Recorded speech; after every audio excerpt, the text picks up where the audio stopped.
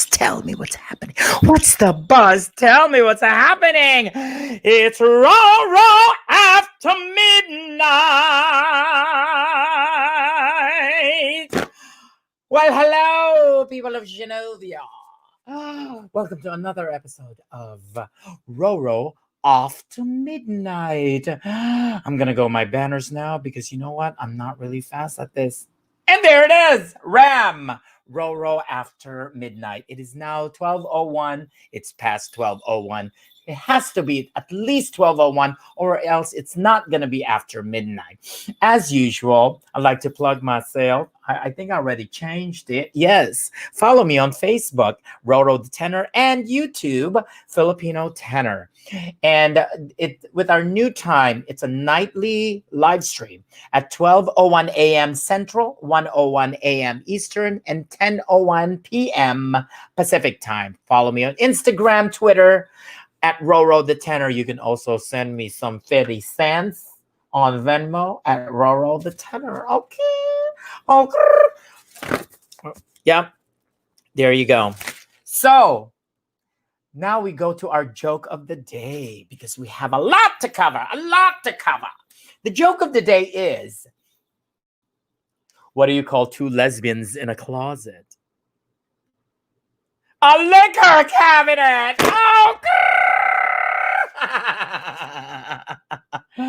Next one, we have pickup line of the day. What's pickup line of the day? The pickup line of the day is your name Ariel? Because we were made for each other. Where is my ochre thing? Darn it. Just a second. There it is.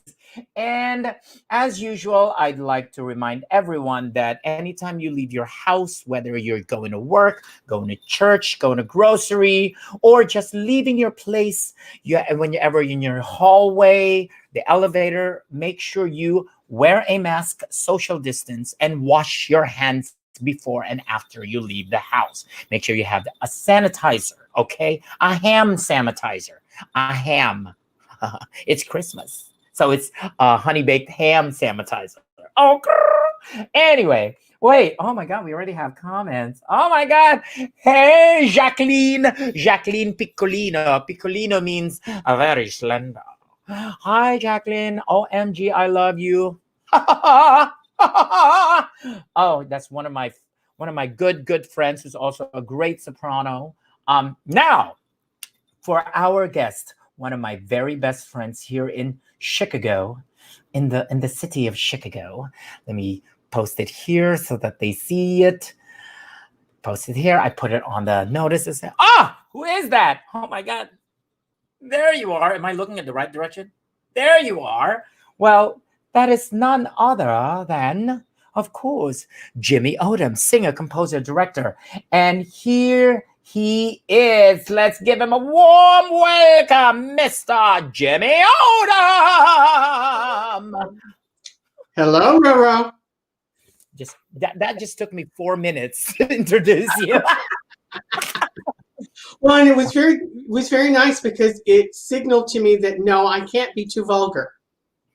That's true. It's like you had like 3 minutes to filter yourselves. Only 3 minutes, you know. So anyway, where are you? Are you in Chicago right now? I am in Chicago right now. I'm sitting in my office in my home. And where do you live in Chicago? I'm in Rogers Park. Yes, the Park Rogers. Yes, the Park Rogers. And I have a very wonderful address, which I will tell you later because you will find it humorous, but I'm not giving out my address on the air. It reminds me of when I went to UCLA and we had a cross street of Gailey and Dykstra. It really is a corner seat. So, I see now. I know exactly where you live now. Okay, now we jump into Mr. Odom, Jimmy. Tell us about your retirement from stage but not from life. Tell us more about what does Jimmy Odom did or do? Well, I had what I like to refer to as a small but somewhat insignificant career as an opera singer. I spent 40 years singing around, primarily in the choruses of the Dallas Opera and Lyric Opera of Chicago. But I also did a significant amount of solo work with small companies around the country, and wandered around Europe for a while because that's kind of obligatory. But I woke up about a year and a half ago, almost 2 years ago now. Woke up one morning and realized that I had been working in opera for 40 years and I was done.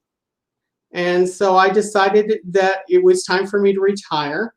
It helped that at that time there was a position opening up that I was very interested in and that I thought I would enjoy doing. And so I applied for that position and got it. So the transition from stage to office was very smooth. And I had actually almost no downtime. Well, I had literally no downtime between the time that I retired from Lyric and the time that I started my new job. So I like to say, as you have put up on the crawl, retired from stage, not from life. And actually more specifically retired from the operatic stage because I still, although in times of COVID, there hasn't been the opportunity, but I still do cabaret work. And if an equity guest contract came up that I could work around my schedule, I would probably do that as well. That's awesome. Now, so that a lot of people already know you, and then I know you, and my husband know you. See, he's one of the viewers. He will always be my viewer every night.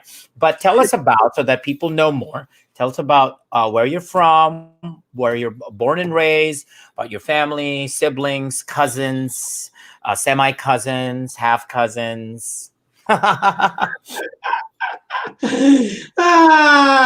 So far more accurate than you might imagine. I was born in a small town in rural north central Texas, a town of about, at the time, of about 7,000 people. And that's where I grew up.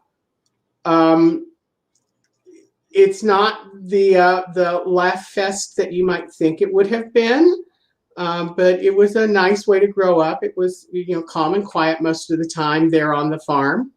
And I had a large family. I have 2 brothers and a sister, and additionally have 3 foster brothers and a foster sister. Oh my. So a largest kind of family. That didn't happen all at once. Some of my siblings didn't show up until after I had already graduated from high school and left home. But we are pretty close and stay in touch. As Texas should be.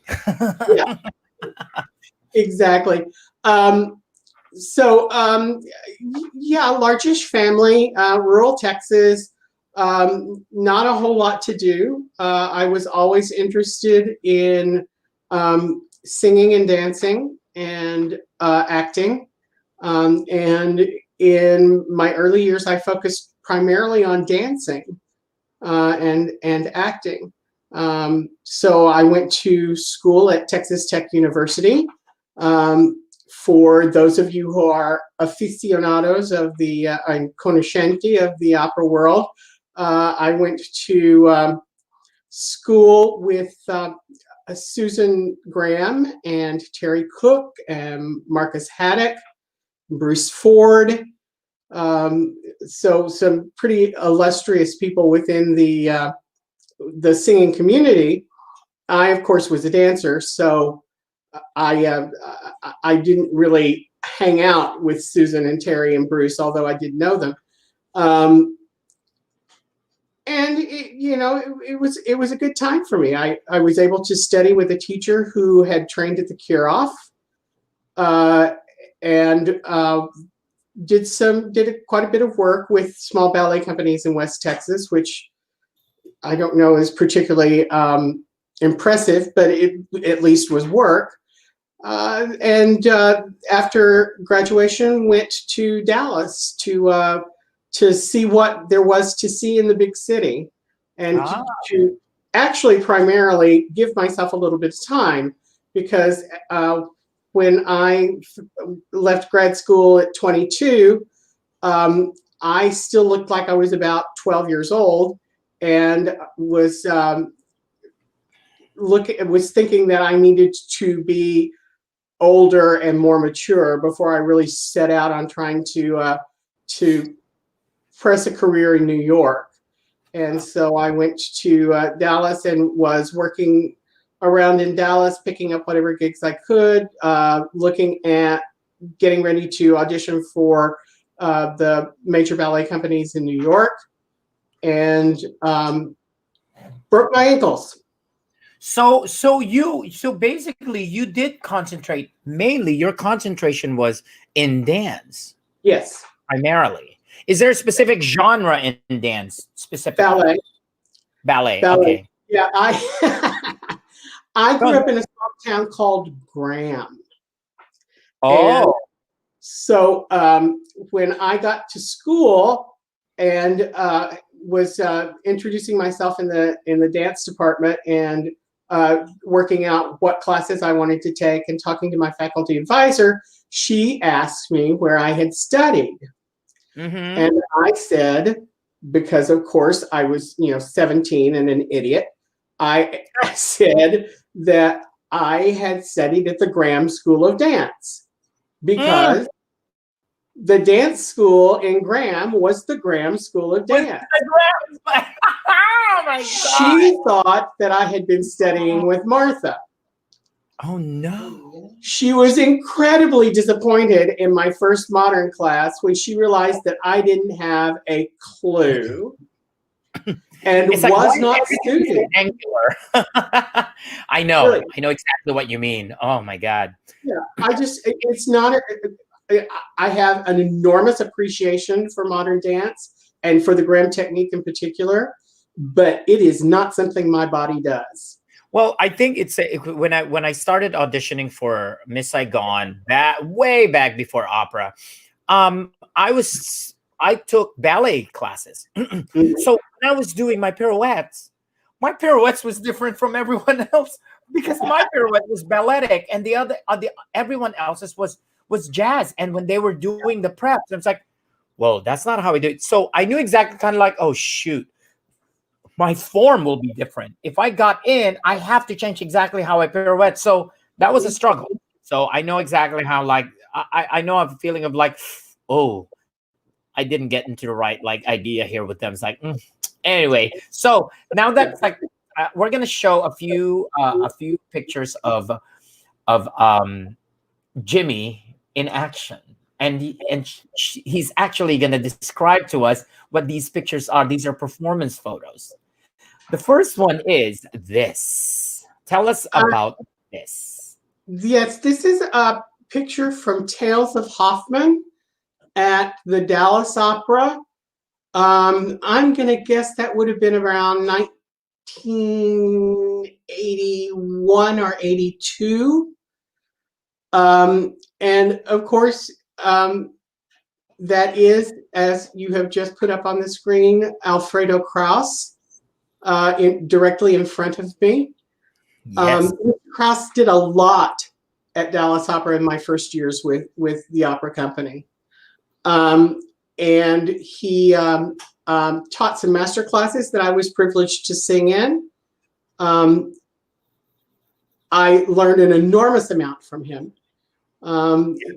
He, was an amazing, amazing man, and I also worked wardrobe with Dallas Opera for a couple of seasons, just as a way to bump up my paycheck. And when Mr. Kraus found out that I was working wardrobe, he insisted that I be available for all of his fittings. I'm not sure why, but he wanted me to be there just, I guess to fetch and tote. I don't know, or because he likes singing. I don't know, but I think that's one of the things I would envy about you is, of course, it's a different time, but he is my favorite tenor of Mhm. when it comes to singing and technique, and he was very, very, I think it's I envy you for being able to be there, because he actually, what was that, he was very careful and very wise about picking repertoire. He never, his heaviest was even the lightest for some of the tenors. But so what was that, what was it like next to him, like every time? It was astounding. I did what did I do with him? I did that Hoffman, Pearl Fishers, Lakme. I think we did a Rigoletto together. That was very unusual for him to sing anything that heavy. But I believe that he sang a Rigoletto there. A Romeo Giulietta. And the Romeo was a very special performance. Those were very special performances for me. We got through the rehearsal process, and at the death of Benvolio. Benvolio. No, typical. Benvolio doesn't die. God. Get so confused. Yes, I happened to be the Tybalt was. Oh God, now I can't think of his name. Alan did the premiere of the Bernstein Mass. Alan Titus. Alan Titus. Sounds like a condition. Oh my God, I'm having an Alan Titus. He's lying dead on the stage. I'm staged to be kneeling over him. And Krauss is standing right behind and to the right of me, closer to center stage, to sing the Au Jour de Nuit. And he, on opening night, took one step closer to me and put his hand on my shoulder. And I was like, oh my God, Alfredo Krauss is grasping my shoulder. I got a lot of Stephen has a question. I'm sorry. Is he still alive? I am sorry, he is not. He just died recently, right? It was not that long ago. It's been maybe 4 years ago. See, it's not that long ago. Yeah. So now we're going now to the next picture. Now this one, what is this picture? That picture is the mad scene from Lucia, also in Dallas. Funny story. I was working wardrobe when we did this Lucia, and I made the hat that my partner is wearing. I helped rebuild this show. And I was reasonably happy with my costume. The pages of the calendar flip. I am now singing at Lyric Opera of Chicago, and Lucia comes up in the schedule, and I walk in for my fitting, and there is this costume. Oh. I have done Lucia in 3 different companies, I think, and always worn the same costume. Really? Yeah. Well, you know what? Do you like it? Did you enjoy wearing it though? Yeah. It's a good costume. It was comfortable, and it wasn't a kilt, so my knobby knees didn't show. That's true. So now this one, wait, which one is? Oh yes, tell us about this, because this is a very special role for you. So yes, this is actually a very special production for me. This is Les Miserables, and as I told you, I grew up in a relatively small town in north central Texas, and it's a town that takes its culture seriously. when I was a child, we had the Graham Community Concert Series. It was a series of classical concerts. And for my 6th birthday, an anonymous donor gave me season tickets to the Concert Association tickets. And I received tickets for those concerts on my birthday every year until I graduated from high school. So the community is very culturally oriented, or culture oriented. Mm-hmm. They started, I'm going to guess it was 10, no, it's been more, well, 10, maybe 12 years ago, they started a semi-professional regional theater. And my sister happens to be on the board. She's the treasurer of the theater. And the president of the theater had wanted to do Les Mis and just couldn't figure out how to make it work. And my sister said, you can't do Les Mis if, you don't have anybody to sing the roles. The talent pool's not deep enough here. Yeah. And she kept saying, well, someday we'll be able to do it. Well, when Les Mis closed on Broadway to revamp, they let the rights go out to everybody.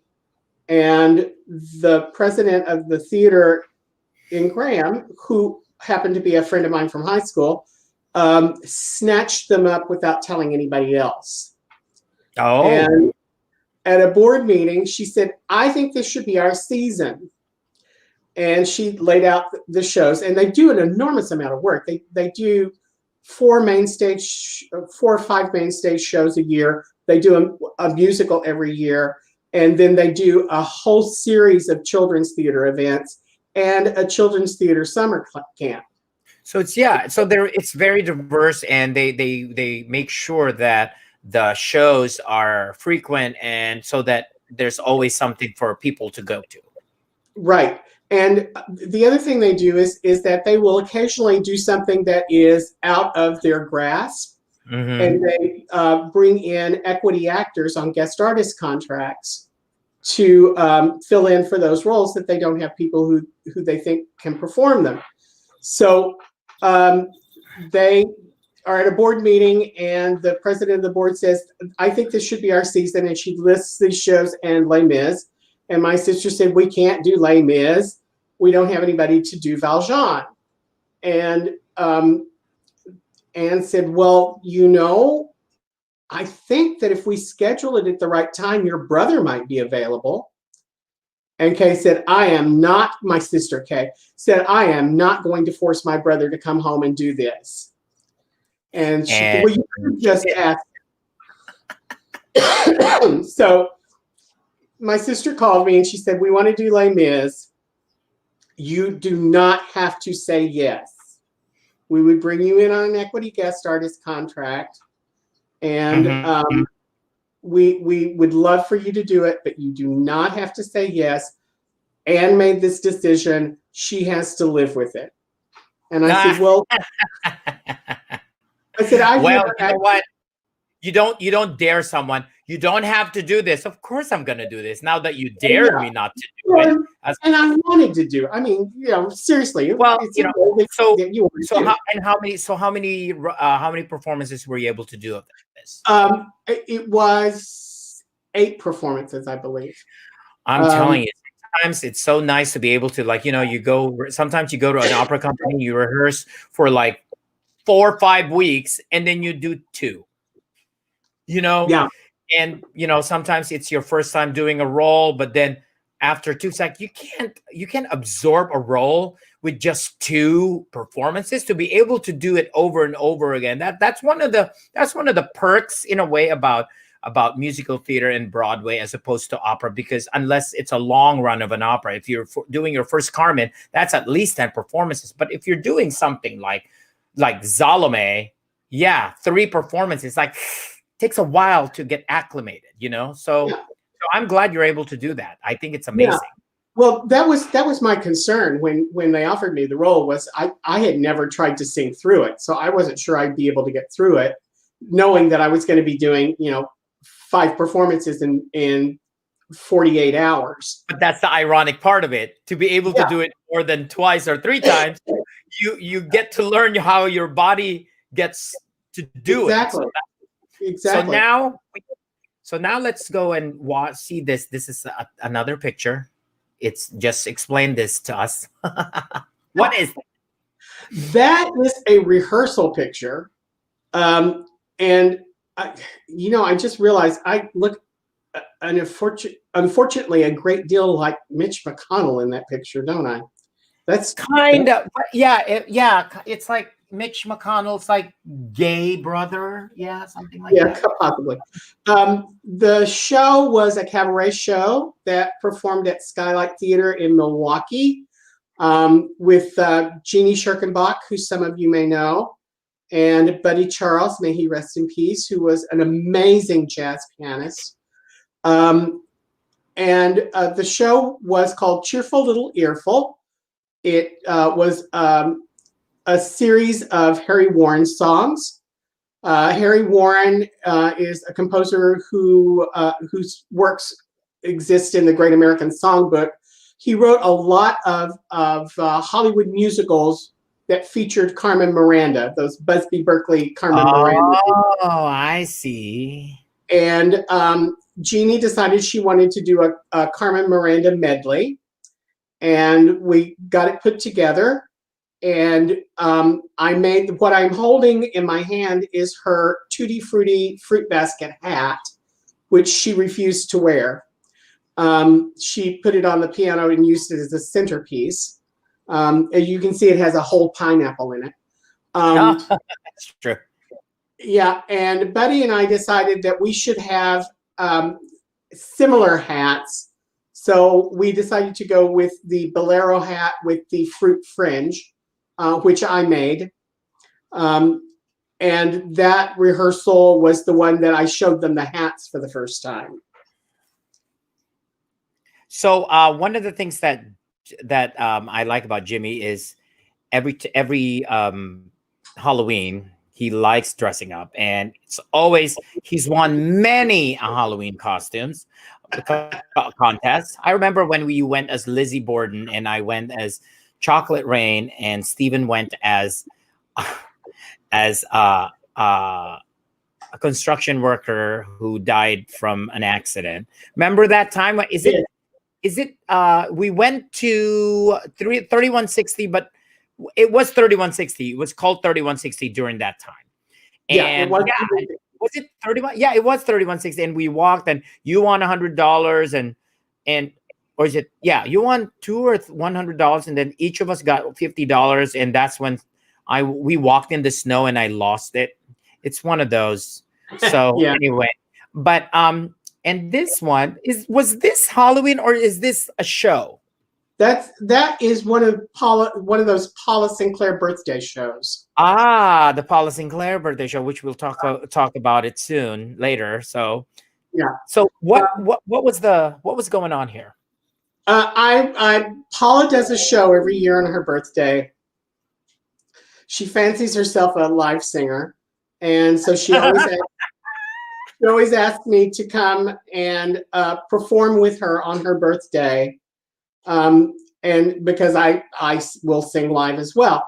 Fun fact about this outfit, the vest is actually from La Scala.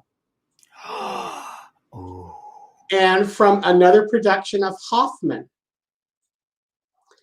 A source in the lyric wardrobe department came across the vest in a bunch of things that were about to go on sale in the in a costume unloading. Yes, I think they call it like the once a year costume sale. Yeah, and that was going to go on the block, and the friend of mine in wardrobe rescued it and got it to me. And I actually look how it fits. And it fits. Yeah. Now that we talked about, we talked about Paula Sinclair and stuff. Let's talk about I'm trying to see here if I should like change. Yeah, no, we'll go with how we said Chicago City and Cabaret. Now let's talk about that. When did you move to Chicago? What was your why did you move to Chicago? And tell us about how you found cabaret, the cabaret scene in many of bars in Chicago back in the day. For me, back in the day, even is as late as 2005. I mean, the cabaret scene was really stretched all the way to 2000, to the beginning of 2000, and people need to know that about Chicago. Now you can't find them anymore. You Yeah, know, I think Davenport still has it every right. once in a while before the pandemic. So tell us about, again, before I cut you off, tell us about your trip to Chicago and your experience. Well, when I was in Germany in '89, a huge group of my friends in Dallas decided that they were going to move to Chicago. And so there was a large exodus of actors from Dallas to Chicago. So when I came back from Germany, these friends of mine who had moved to Chicago kept trying to convince me that I needed to move to Chicago. Um, at that point, my mentors at Dallas Opera, Niccolo Ruscino and Roberto Benaglio, had both decided to retire. And I was not really happy with the direction the company was going. Ah. And I became increasingly unhappy with my situation in Dallas.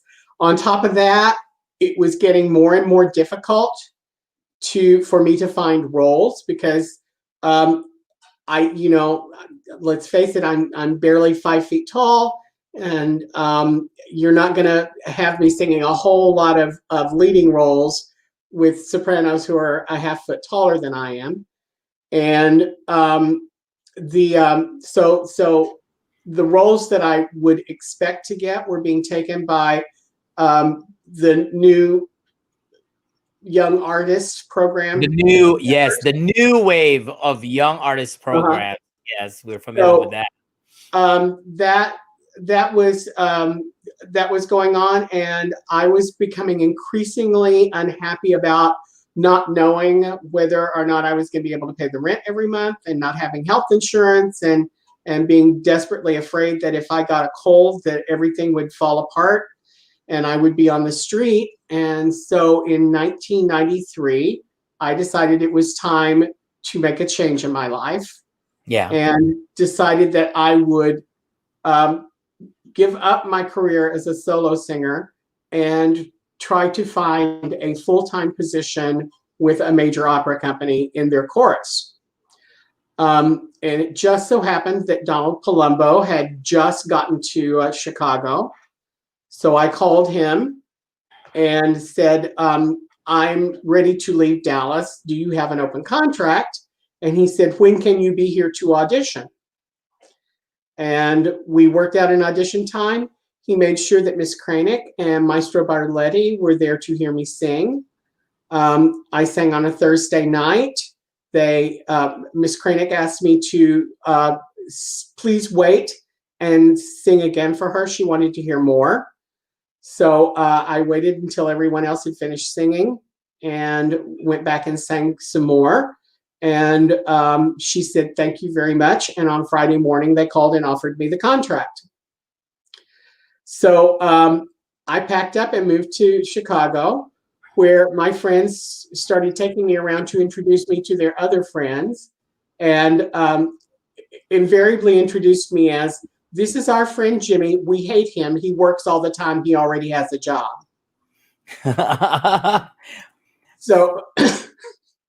So I settled into the city pretty easily. Somewhere in the period of time, I'm going to say around 96, 97 maybe, Jeannie Schirkenbach grabbed me and said, the Chicago cabaret professionals are having a workshop this weekend for cabaret singers, and I think you should come with me. Mm-hmm. So I said, sure, why not? So I went, and I early on in my career, I had done the occasional piano bar gig back when I was foolish enough to think that I could play piano. And so I wasn't completely unaware of how it worked, but I had not really ever been serious about doing it particularly. I went to this workshop and it seemed to be a good fit. And people kept saying, you should join CCP. And so I did and started doing shows through the auspices of Chicago Cabaret Professionals.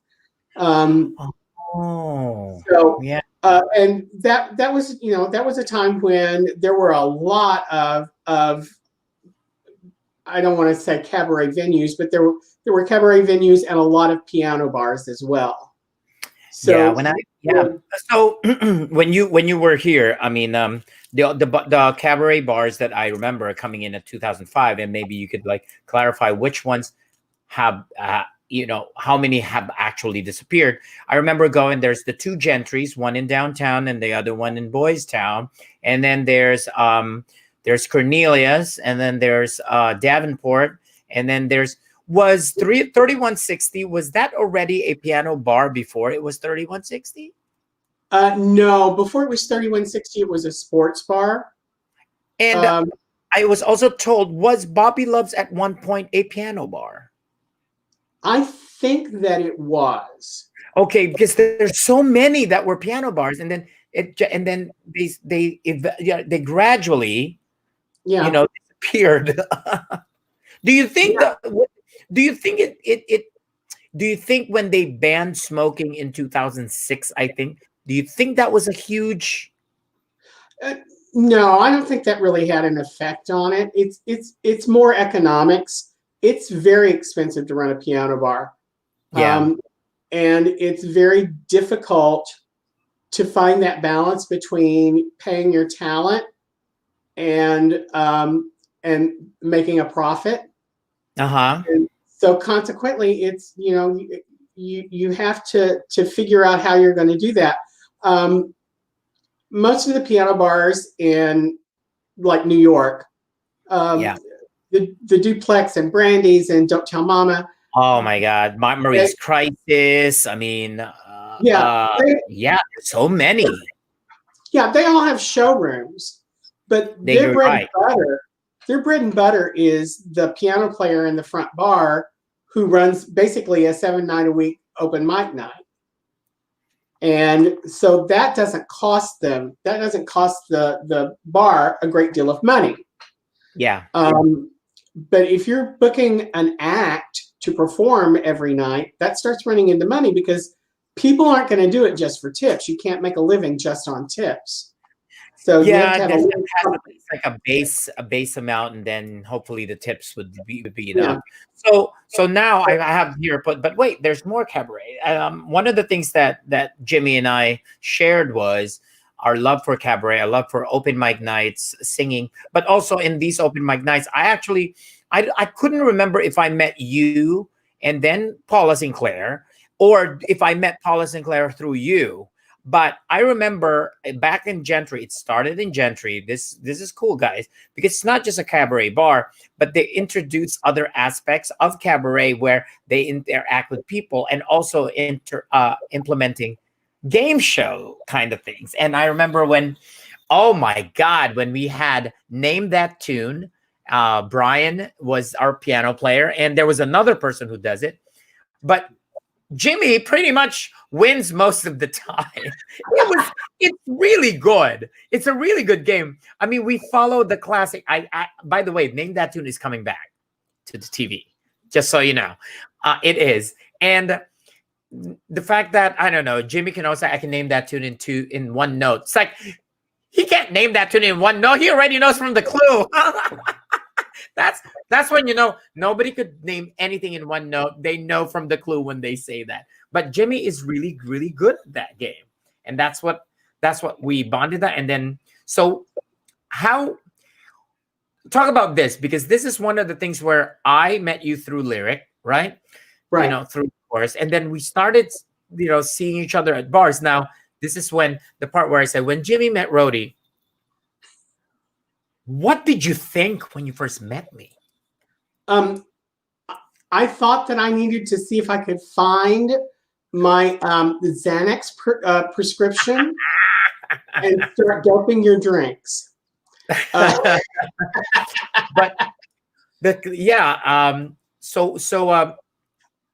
I remember it was Carmen. My first production was Carmen, Mm-hmm. and you were there. I think, it was. I guess we hung out a lot. We hung out a lot at bars, especially during, we went to bars for bingo, for Name That Tune, for a lot of open mic night. Later on throughout the years, we had the match game. So we did do a lot of that. And do you have any memorable moment in cabaret, that whether it's someone who's drunk, or do you have any like something that like sticks out that you're like thinking, oh my God, I can't believe it's happening here? Or except for, every time that Paula Sinclair forgets his words, because we always call her out on that. By the way, Jimmy is very mean when calling Paula Sinclair out when she forgets her words. I mean, there's no filter. So there's no filter, but let's be honest, Paula loves it because she makes more money when I'm mean to her. The more she made fun of, the more the tips come in. Yeah, exactly. So now let me change my question. What do you miss about not having cabaret? Not just the music, but aside from the music, what do you miss from not having piano bars and cabarets accessible easily in our area? Well, the thing that I find most fulfilling about cabaret work is the connection with the audience. It's a connect because you're almost always in an intimate surrounding, and it gives you an opportunity to communicate with your audience that you don't have when you're singing in a 4,000 seat auditorium. It's very personal, and you get the opportunity to actually be a part of someone's life for a very short period of time, to share an experience that you get on the operatic stage in a large house. It's there, but it's not as immediate and not as intense. I agree. By the way, Stephen has a question earlier. Is the Oscar on the shelf from your time spent in the Union and your role as Norma Ray? Is that an Oscar? On an Emmy? What is that? Yeah, it's... Oh, you make him stand, honey. Making him stand. What is that? Oh my God. It's an Oscarette. It's an Oscarette. When I was elected president of AGMA, I moved into my office in the national office in New York. And that was on my desk from a little giftee, among many other little gifties, from the previous president, Linda Mays. And it just says winner on it because because you won. Because I won. Well, and the first election for president that I won was contested. I had somebody running against me. Very. Yeah, so I did actually win an election instead of just getting a re-election reappointment. That was a kind of a weird situation. I didn't have an opponent until just before the deadline for petitions to come in for nominations. And when at the very last minute, someone else submitted a petition, a gentleman named Leroy Lair. And I had known Leroy for years because we were on the board together. And I didn't know that he was going to run, but it was not a big deal. But everybody thought that there was some kind of big thing going on, and Uh-huh. that Leroy and I had fallen askance of each other, and that that it was going to be a scandal at the end of the election. Well, I won, and Leroy very soon afterwards was reelected to a vice presidency, or maybe we appointed him to a vice presidency afterwards. Mm-hmm. But we worked together for another 5 or 6 years until he retired. Yeah. And we remained good friends. But every now and again, people say, well, it will still come up. Well, you and Leroy never got along. No, that's not true at all. We were friends, and we worked together well. And I respected him a great deal. But I was still the winner. So now that now that we've segued to AGMA, AGMA Guild of Musical Artists, which I am a board member, and you served as president in the past. Now that that people know that you have served, tell us how many years you've served. What are the most what is that significant things that happened while you were president, and what are the things that you now will miss, or also will your takeaway from your uh now that you're off of that what is that responsibility? Okay. I My first elected position in ACMA was as a delegate at Dallas Opera, and I believe that my first year to be a delegate was 1981. And pardon me, I was delegate in Dallas for, I think, 3 terms, and then decided to step aside because it was getting to be more of a strain that I was prepared to deal with. At that time, AGMA really was not responsive at all to anyone who lived west of the east banks of the Hudson River. And my entire time as delegate in Dallas, I never saw a copy of our contract. The contracts at that time were very convoluted. They had many side documents, and all I had to work with was like an 8-page document that was the chorus rules. So I spent a lot of my time making stuff up. And evidently I was pretty successful about it, because after a couple of years, we used to sit in the house during rehearsals. A bunch of us in the chorus would sit in the house during rehearsals when we were on stage, and have what we called our Stitch and Bitch Society. And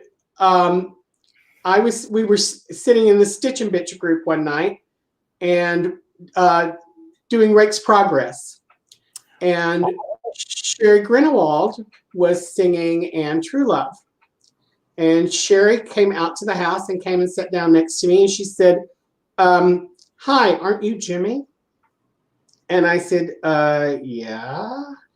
And she said, a friend of mine told me that if I have any problems with my contract, you are the person to come to. And I said, well, you certainly can, and I will do my very best to help you.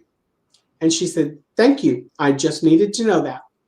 That's good. And that's always, that's one of the things for, that I always try to always make sure is for every house that I do work, that I do read the contracts, so that I am aware of, because not every house is the same. Not every house has the same exact.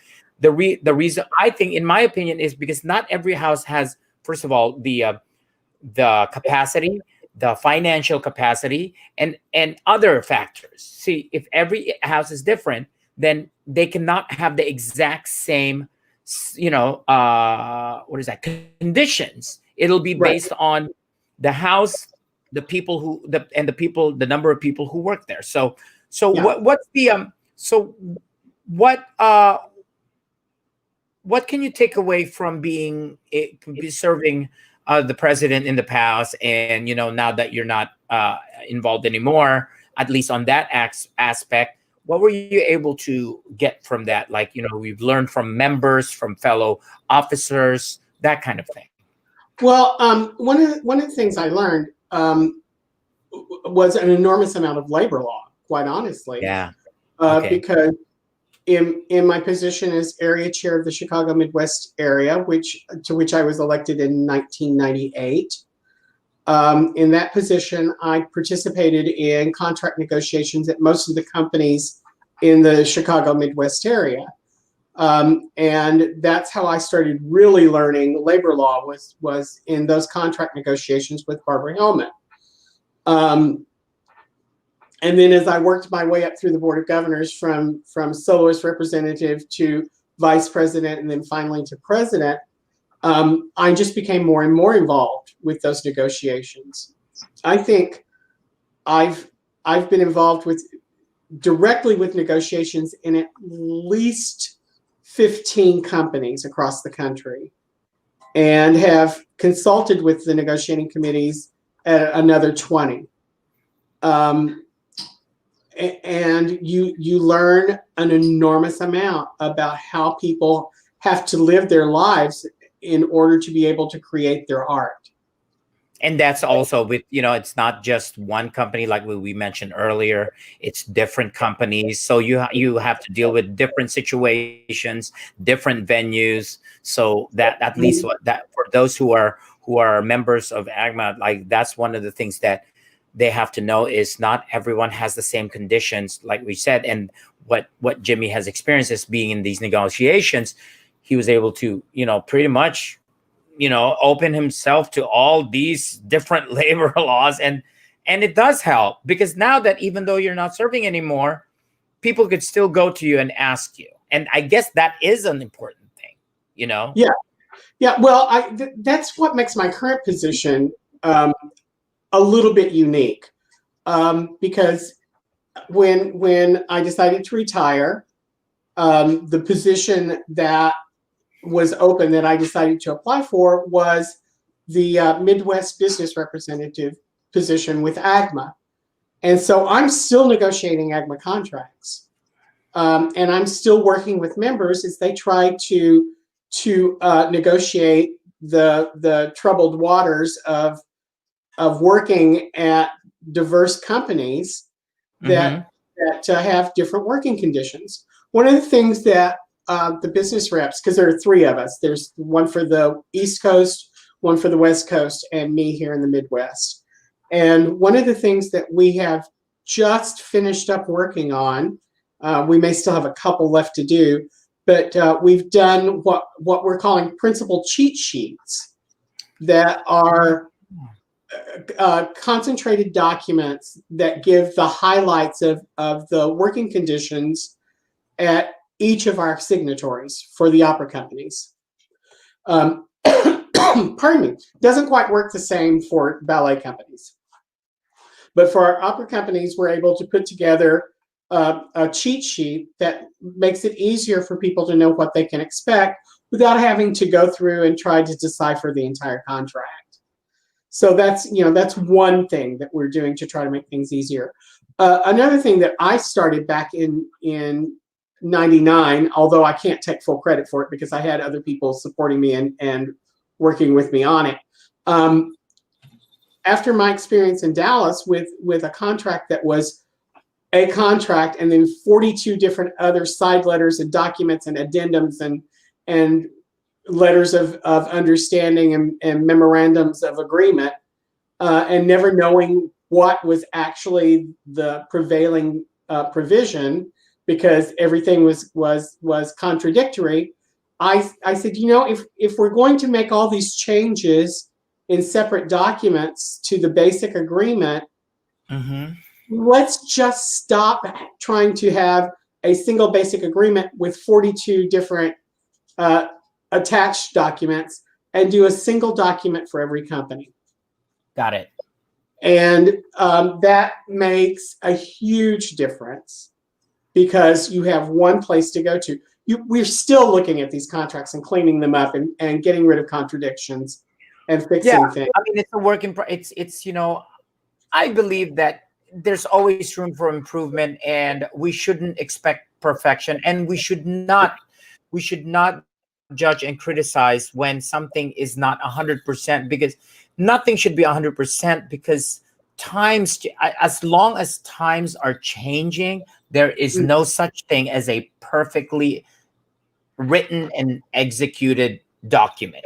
It right. has to have, as long as majority of it are decent and favorable, that's all that matters. You know what I mean? So I Yeah. think the expectations shouldn't be too high, but we should, encourage, everyone to do their part. So on that note, I think we've covered a lot here, and we've come to our time. By the way, I was supposed to sing to you. It's like, ladies and gentlemen, my guest is Jimmy. Jimmy's my guest after midnight. That was supposed to be the opening. I totally forgot. That would have been an awesome opening. Anyway, so now as we come to a close, first of all, I want to thank you for taking your time. You're very busy. So Jimmy does a lot of Zoom calls, and a lot of document processing, as you know, as he mentioned earlier. He's the Midwest business representative of AGMA, so he does a lot of these dealings with different companies, and also a lot of meetings via Zoom, especially now via Zoom. I mean, at some point, he can't always be sitting, or else, he needs to exercise those gluteus muscles. It's like, thank you. First of all, thank you for agreeing to this. You will be back. By the way, he will be back. I'm trying to get a group together so that we can have more than just one person here, and then, have a powwow. I'm going to start doing that. Hopefully, it's going to start this coming weekend, but hopefully by early next year. And Jimmy will be back. So thank you, Jimmy. Before I let you go, I do ask you, because now that you are retired from stage, only from stage, I do ask if you could share words of wisdom to your fellow American stage performer retirees. And Jimmy, take it away. Um, be busy. Find things to do. Uh, I was very fortunate in that I never had to scramble for work. So the idea of retiring and not having something coming up was a little bit intimidating to me. And when I decided to retire, I sent a text to my siblings, and within seconds got a text back from my younger brother that said, "Are you sure you can live if you're not going to rehearsals?" And my answer at that time was, "No, I'm not, but I think I'll be okay." Well, I dove immediately into my new position, and it has kept me busy. And while I miss my friends at the Opera House, I am not depressed because I'm not on the stage. So while you're working on the stage, you need to also look for other interests that will keep you occupied when that work goes away. But I also have, like I said earlier, I haven't closed the door to coming back and doing more work later. You know, I've made jokes for decades now about how I'm the world's oldest living chorus boy, and there's no reason at all why in the future I may not be the world's grumpiest old white man. So make sure that you have things to do. Make sure that retiring is not stopping. That there will be other interests for you. And on that note, thank you, Jimmy. Say goodbye to our audience. Goodbye, audience. And that, I'd like now to say goodbye to you in honor of Jimmy. A little ditty I picked up from Bohem. Si mi chiamano Jimmy,